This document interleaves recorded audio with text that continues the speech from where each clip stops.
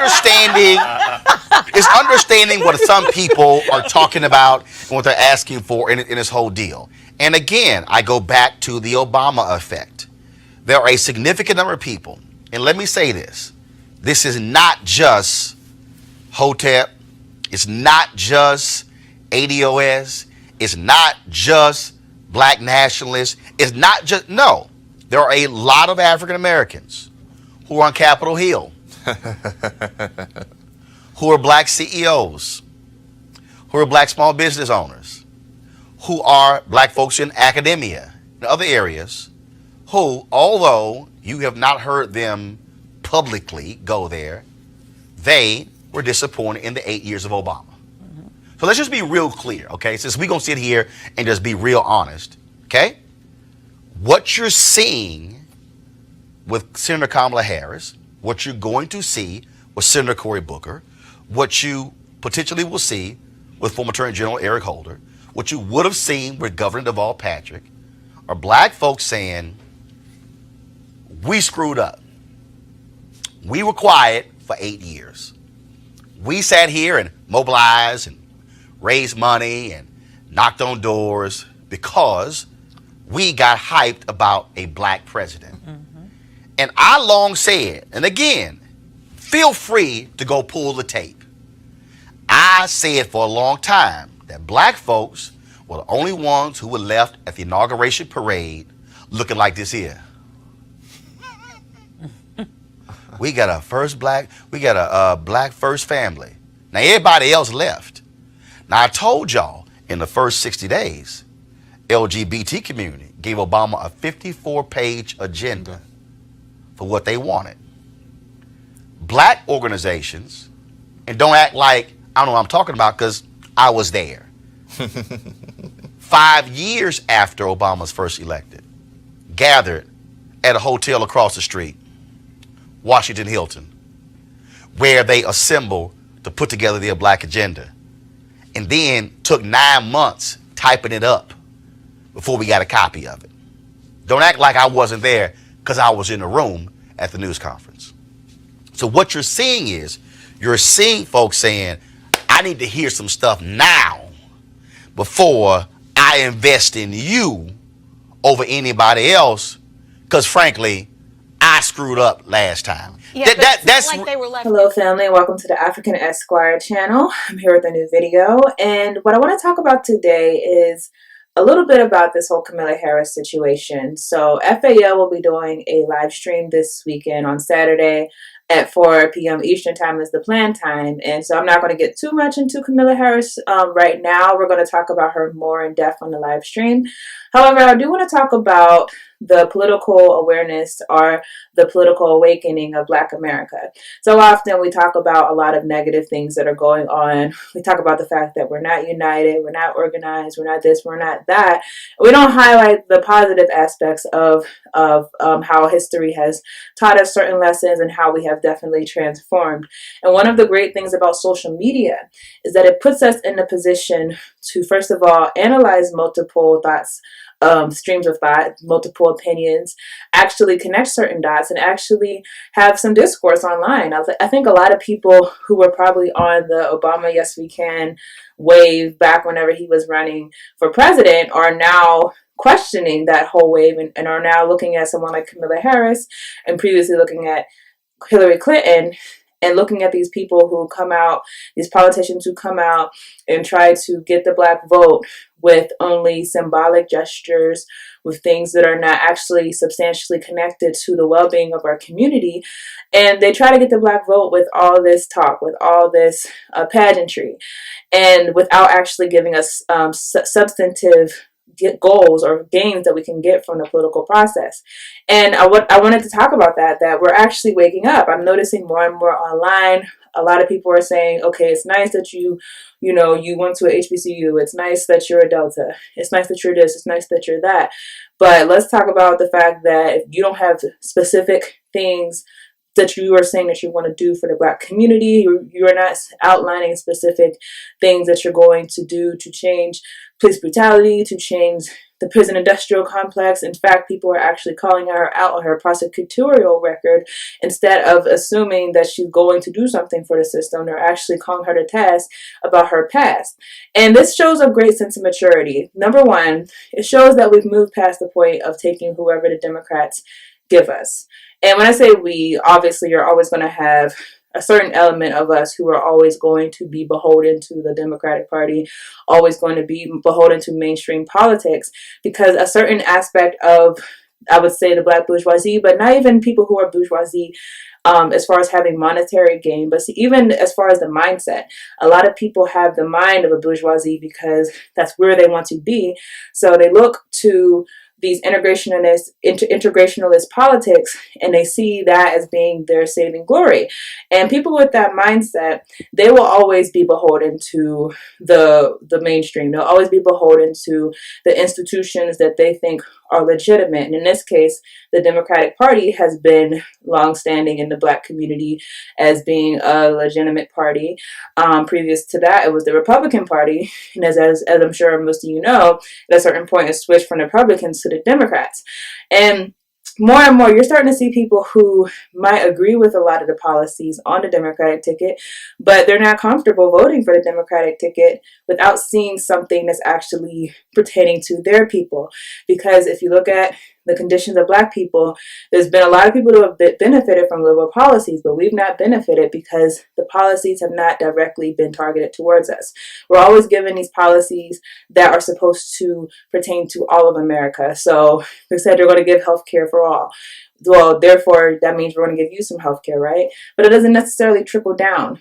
Trickle-down policies oftentimes don't trickle down to the least of these, because this system is set up in such a way that it only will benefit the mainstream, will only benefit a lot of times the middle class, and those people who have been systematically shut out for centuries continue to be shut out, because the system would not function as it should function if those people were actually taken care of, and those people were actually given opportunities, actually given healthcare, actually given some type of subsidy. Like, if those people were taken care of, the system would not be doing what it's designed to do. So there's starting to be an awakening, I think, especially among the people who are not the bourgeoisie, the people who do not, they might not be completely radical.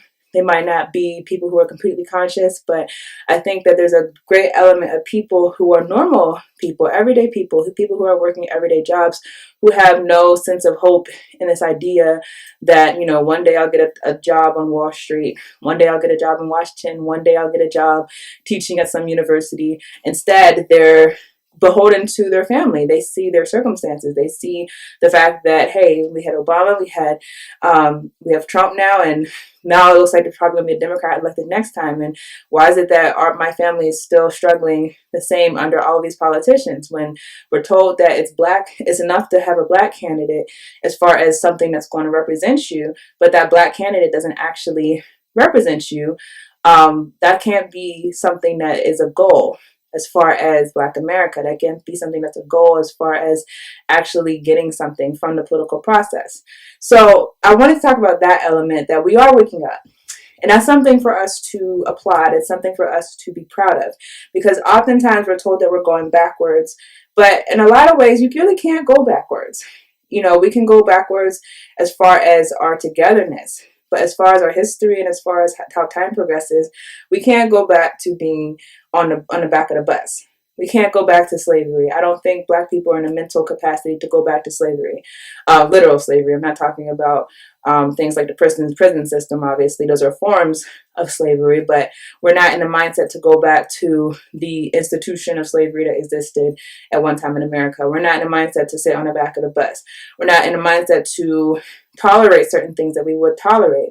And one of the things that we have to be happy that we have evolved from is that we're no longer in the mindset that you can put some Democrat, some Black or mixed Democrat in front of us, or even a white Democrat who just happens to be down with the community, have them go to some barbecues and dance or play the saxophone, have them do the Dougie, have them do this and all of that to try to relate to us, And that same person is going to just get our vote without actually offering us something that's substantive. So that's one half of the political maturity. But here's where we have to go going forward. The one thing I'm starting to realize, I'm doing a lot of research, and particularly on laws that have been passed for other groups. And right now I'm thinking about the law of the Indian Child Welfare Act. And if you know anything about ICWA, this was not a simultaneous or this law didn't come out of nowhere. This law came from organization. And that's the one thing I want us to understand is that, yes, political awareness is great. Having a Black agenda is great. But if we're not organized, then that Black agenda will mean nothing. So as far as ICWA goes, there was a big problem with the foster system as far as Native American children who were being adopted by white families. There was actually a project called the Indian Adoption Project where the United States government was purposely trying to send Native American children to white families to be adopted. Now, the reason why this is relevant is because this law, ICWA, which was created to protect those children and basically say that anytime a child is taken into foster care, you're supposed to ask the question, are you a Native American? And if they are a Native American, you're supposed to give the Native American tribes jurisdiction over that case. The reason why this is relevant is because this law did not come just because Native Americans were loud. It didn't come just because Native Americans had platforms. A lot of them didn't have platforms, in fact. A lot of them were not as vocal or as seen as Blacks were during the Civil Rights Movement. And this law came out of the Civil Rights Movement, by the way. It came out of about the 60s, late 60s, early 70s. They weren't as vocal. They weren't as visual. I mean, you couldn't see them on TV. You couldn't see them with all these marches. You know, you might see them, but they weren't as shown. So if it's not about the media, it's not about the attention it's given, what is it about? And for them, it was about the organization. So you had a lot of the tribes come together under an organized banner, and they came together and raised awareness among themselves. And in an organized fashion, they petitioned the United States Congress to get this law passed in order to protect Native American children. Now, pause with that and think about any type of thing that has been done in the Black community, and you will never come up with something substantive. Again, something to actually change the way that things are going. You'll never come up with anything substantive that was not done with first organization from the Black people. And that's the thing that we have to keep in mind. This idea that we can tell a Democratic candidate, you have to represent me, you have to have a Black agenda. Well, understand, they could have a Black agenda. They could say, they could do the mouth thing and say, you know, we're going to do this for Black people. They could even say we're going to do reparations. But how do you follow up with that? You don't follow up with that from social media, commenting. You follow up with that really from organization. You have to have an organized front to actually go after these politicians when they're not doing what they're supposed to do. Take notes from different groups who are organized. Take, as much as people want to criticize the LGBT community, take notes from the LGBT community. As much as people want to criticize Zionists, take notes from Zionists. As much as people want to criticize the women's groups, so many groups that are functioning in America, take notes from these groups, because they don't get their agenda met. They don't have gains because they're loud. They don't have gains just because, hey, we're going to raise hell and, we're going to tweet. That's the thing that we see more so. But understand that behind the scenes, it's about the organization. And unless we are organized, having a Black agenda for a candidate will not necessarily mean anything. So the reason I'm saying this is that when we're looking forward, there's an election coming in 2020, obviously. And to me, some people think it's important to vote to vote. I've said many times, I don't vote just to vote. I'd rather not vote than, vote for someone who I don't agree with or someone who I don't know. I honestly think if you're voting just to vote and you actually don't think you're going to get anything from that voting, you actually have no aim, you actually have no conceivable benefit from voting, that you're actually doing a disservice to your community. You're actually counter-revolutionary, because the revolutionary thing would say that you giving me this deck of cards, and I don't agree with the deck of cards. There's other options. There's other things that I should be afforded. Therefore, if you're not affording me these other things, I'm not going to vote for you. And until you do, that's when we'll start talking. Trust me, if Black people unanimously stop voting, that's going to get a lot of people's attention, because that's going to, first of all, be alarming. Because if you know anything about civil society, a big way that civil society knows that they're maintaining the atmosphere in a society where people feel like they're being represented, where people are not in the mood to revolt, and they're not at risk of revolting. The society knows that is no longer a risk whenever you have participation in the civil activities. So whenever you have participation in voting, whenever you have participating in town halls, all these things, that to them is a pat on the back, that okay, it's okay. We might not be doing anything for them, but at least, they're going to participate in our society, because you voting means that you actually believe in what we're going to give you. So understand that not just voting to vote, there's nothing revolutionary about that. It's actually something more revolutionary about holding your vote until you actually have someone that's willing to give you what you actually are demanding.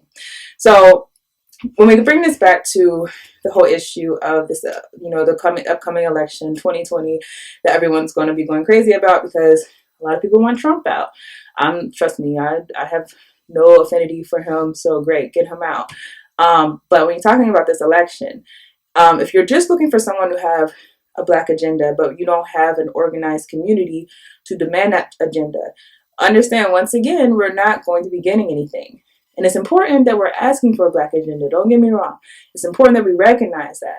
But the fact that we are not organized to get it, we don't have a united front on those issues, that's going to be a concern.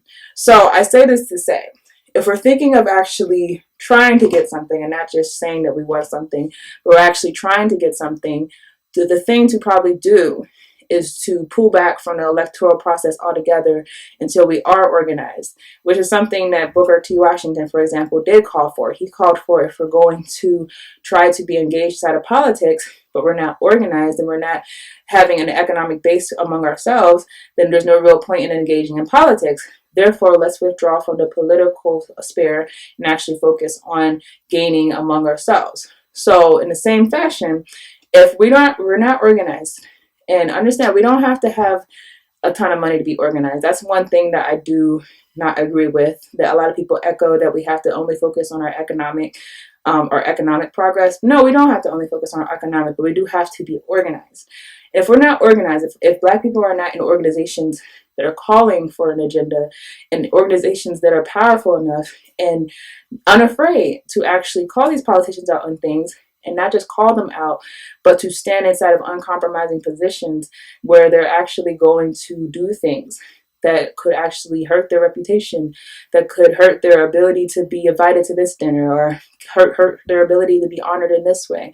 These types of organizations that are beholden to no party, certainly not the Democratic Party or the Republican Party. If we get those types of organizations and actual participation in those organizations, and it doesn't have to be universal participation, but it does have to be a meaningful participation in those organizations, that will go a lot further to actually achieving a Black agenda. And so we have to ask, what's more important? Is it more important that the politicians say a Black agenda, or that we achieve a Black agenda? And understand, both of them are important, but one of them actually means that we're actually going to walk away with something. So that's just the only thing I wanted to add. Again, number one, I do think it's positive that you have people that are calling her out on her old record, because a lot of times we have been guilty of not calling people out on their old records, on their compromising positions. And so it's great that there's a great political element, that's a political maturity that's rising up inside of the people, that we're actually questioning those things. At the same time, let's think further and think about the fact that if you're a Black person in America, you are the most sought after as far as poverty. You are the most at risk of police killings. You are the most at risk at being in prison. You are the most at risk of every single systematic function that seeks to actually to oppress Black people, to oppress people in general. You are the most at risk. And so if you're not in an organization and you are Black, understand that you are not thinking logically, because you cannot back yourself up by yourself when it comes to these things. But if you had an organization behind you, then you would be able to back yourself up. So this is just a pitch that you should all be in an organization. Obviously, we have an organization, FAL, but even if you don't necessarily agree with FAL, there's so many organizations that there are pushing for true liberation. And so I would encourage you, find a way to get in these organizations, find a way to be active in these organizations, and find a way to push these organizations to push our own agenda. So that's really all that I have for this subject. Love to hear your thoughts. Like I said, this weekend, FAL will be doing a live stream on Saturday. The plan is 4 p.m. Eastern Time. And we're going to be discussing Kamala Harris more in depth. In addition, we're also going to be talking about the situation in Venezuela some more. So if you are an FAL member, we have a new policy that we are allowing our members to participate as guests on the live streams. However, we're going to only allow one person at a time. So for the upcoming live stream, we already have a member who has reached out to us, and so he will participate in this first live stream. But we really want to encourage all of us, even though this is, online stuff, to be engaged and to actually have a platform and to speak out on that platform. So the only requirement is that you're an FAL member. So we have a list of FAL membership requirements, and obviously you have to be a due paying member. So we charge $10 a month, something affordable that most people could afford. So if you are an FAL member and you want to appear on a live stream, sign up, send us an email, and future dates we'll send you some future dates where we're going to be doing a recording. So that's all I have for you today. If you want more information on FAL, you can look on our Facebook page, which is actually in our description box. And that's all I have for you guys today. So I will see you all in another video.